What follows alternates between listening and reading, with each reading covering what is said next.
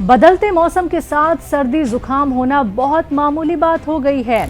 आपको बता दें, हर वक्त जुकाम होना कमजोर इम्यून की निशानी होती है।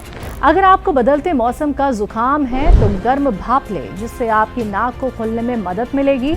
इसके अलावा क्या कुछ असरदार नुस्खों की मदद से आप इस परेशानी में राहत पा सकते हैं, आइए जानते हैं यूनानी के मशहूर हकीमों में से एक हकीम सुलेमान खान साहब से। 100 ग्राम अलसी, 100 ग्राम लिसोड़ा, 100 ग्राम उन्नाव और 20 ग्राम इसमें पीपले होती है गरम मसालों में। आप तो जानते हो पीपले क्या होती है, लंबी लंबी 1-2 इंच की लंबी बड़ी खूबसूरत सी पीपले, काली काली जो होती है, वरना सर्च कर लेना पीपले किसे कहते हैं।